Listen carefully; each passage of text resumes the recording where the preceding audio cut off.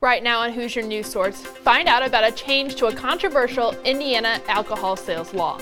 And the flu is making its way around the world and our campus. We show you how students are handling the new strain. And I have the details on the mild weather patterns this week, along with the IU basketball forecast and the possibility of weekend snow. This and more. Hoosier News Source starts now.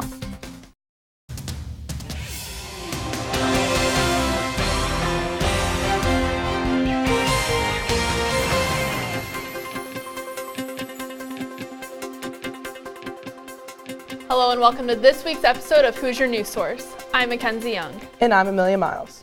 To start off the show, Zoe Mintz joins us live in studio with this week's weather. Zoe? Thanks, Amelia. We're going to be starting out our week with a pretty mild Wednesday, 35 degrees as you start out the morning, 9 a.m., 44 by noon, and up to 47 by 3 p.m. Altogether, a pretty warm, mild, sunny day, and unfortunately, these clear skies will not stay with us throughout the weekend, especially for the IU basketball game on Saturday against Michigan State. Throughout most of the day, it's going to be pretty mild. It's going to be low to mid 30s. It might be cloudy, but not too much, other than at around 8 o'clock at night, snow will begin to fall, and it will continue throughout Saturday night and into Sunday morning, about 0.1 inches, so just a nice thin layer of snow, but it will be enough to cause some slippery and dangerous situations. So if you are heading out to the game, make sure to be careful. Now let's take a look at what the rest of the week looks like for Bloomington. It's going to be overall a pretty mild week. Wednesday 46, Thursday there is a chance of rain in the morning at around 8 a.m. If you're heading out for class, make sure to bring an umbrella on Thursday.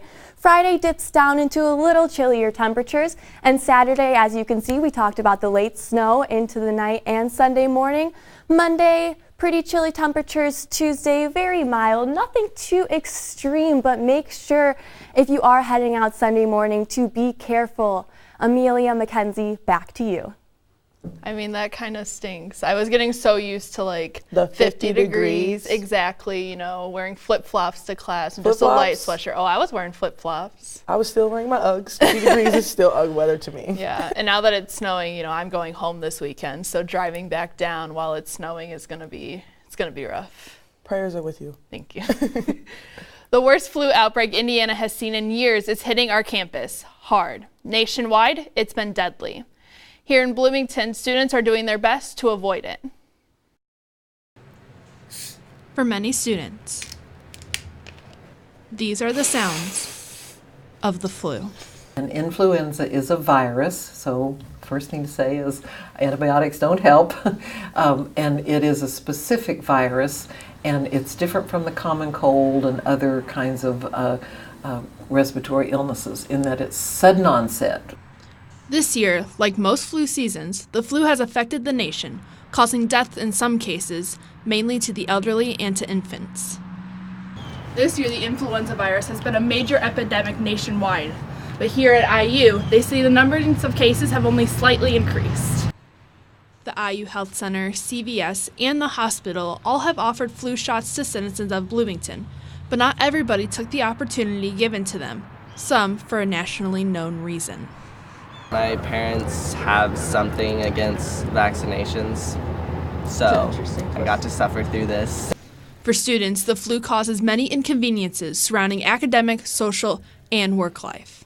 This could have been avoided. I missed 3 classes so far, and then I would have been able to work and make money. Although flu shots are helpful in reducing the chances of receiving the flu, the deadline to act is quickly approaching. It's never too late. Although the problem is right now a flu vaccine is running out. We do not have any left here at the health center. We've not been able to find any. For students not able to get the flu shot, keep yourself safe by staying warm, covering your coughs and sneezes, drinking plenty of fluids, and getting plenty of sleep. For Hoosier News Source, I'm Mackenzie Young. 79 people have died so far in Indiana from the flu, and this flu season has been deadly even for otherwise healthy people not considered high risk. For more information on flu prevention on campus, visit healthcenter.indiana.edu. Ballentine Hall, housing 15% of all classes at IU, will experience major changes in fall of 2018. Renovations including classroom improvements, heating, cooling, and fire protection will all occur as part of a two-stage renovation process. Students can expect location changes to multiple classes that were previously held in Ballentine Hall. Major changes were passed last week regarding alcohol sales on Sunday. The bill passed both the Senate and the House of Representatives, repealing the ban on alcohol sales on Sundays, which only a few states still follow. If Governor Eric Holcomb signs the bill, the law would go into effect on July 1st. Indiana University's Jacobs School of Music has just hired a record number of 22 full-time members.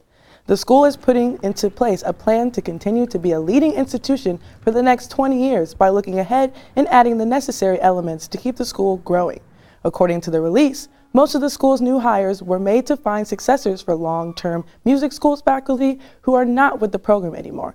Others, however, were hired in to open doors to new talent and new fields of study.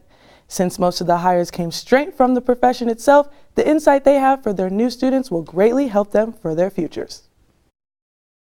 The Jacobs School, I think the next 20 years, 22 years in the future, I think it's just going to get bigger. I think it's going to be more worldly renowned. I think we're going to have more prestigious professors.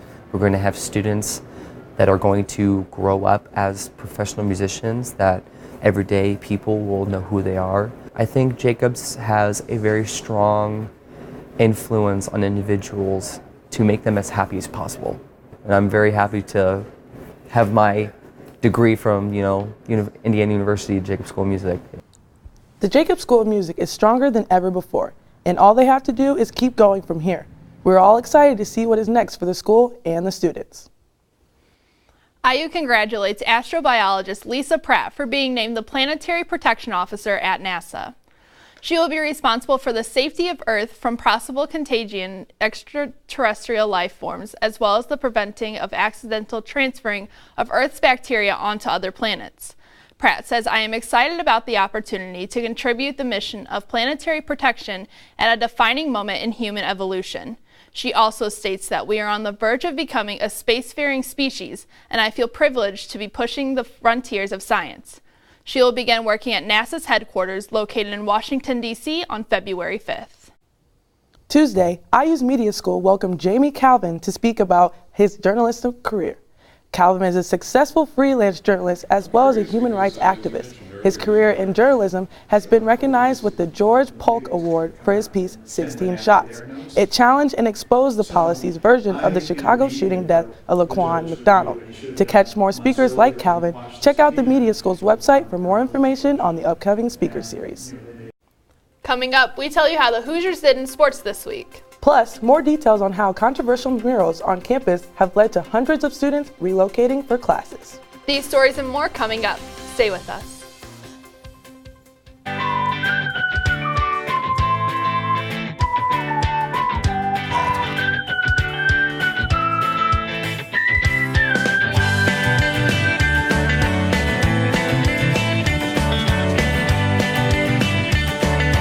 And it's an honor to be here.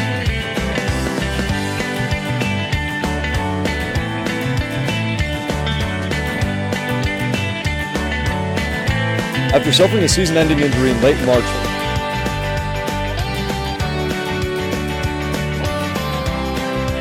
As you can see behind me.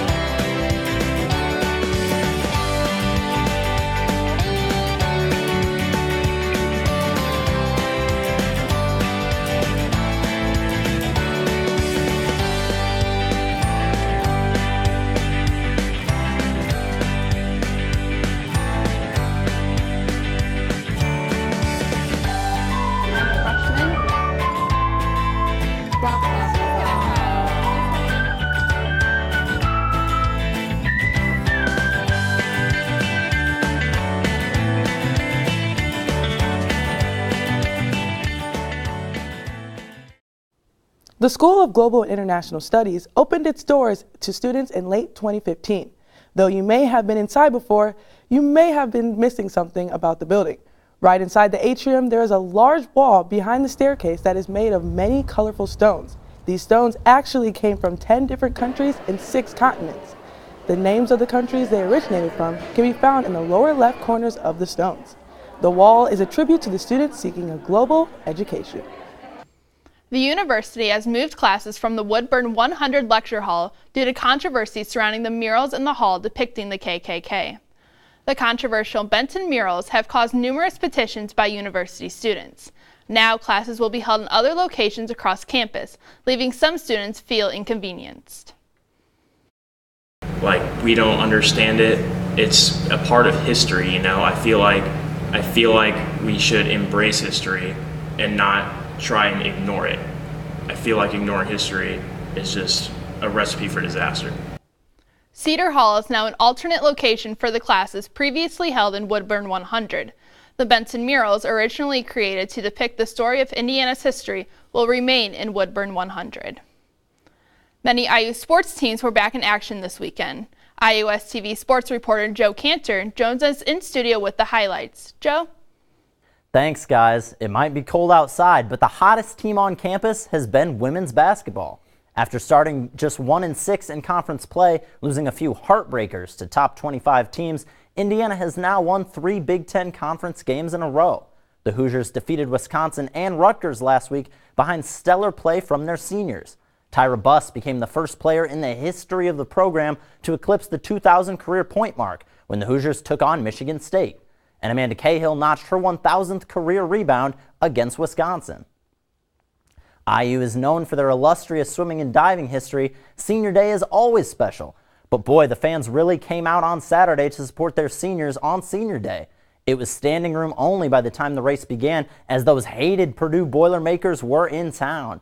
The Hoosiers would sweep the contest, the women's team winning by a score of 176 to 123, and the men romped Purdue 206 to 92. Lily King, Vinnie Lanza, Gabriel Fantoni, Ian Finnerty, and Jessica Parado were the standouts for the Hoosiers, all winning 2 events apiece. Things were starting to look up for Archie Miller's squad as they had won 3 of their last 4 Big Ten contests. But instead, just like all of us, they had a little too much champagne. Indiana started off strong and hoped a 28-point performance from Jawan Morgan would be enough to get them a win on the road against the last-place team in the Big Ten. But careless mistakes would do them in, turning the ball over 18 times and leaving 13 points on the floor from the free throw line. They would go on to lose this one by a score of 73 to 71. So guys, how about the women's basketball team winning 3 in a row? I mean, that's crazy. Like, I feel like you don't hear a lot about women's basketball, so the fact that they are doing amazing is really good compared to what the men's are doing right now. Yeah, and it's a shame because they got 2 great seniors on their team in Buss and Cahill doing big things. I just wish I could go to the game. It's just they're either on Sunday or a weird time during the week. But I'll try before I'm a senior to try to go catch a game. Yeah, absolutely. But thanks, Joe. Well, that's all we have for you this week. For more campus and local news, visit our website at iustv.com. And like us on social media. Like us on Facebook at IUSTV News and follow us on Twitter at Hoosier NW Source. From all of us here at IUSTV, thanks for watching, and we'll see you next week.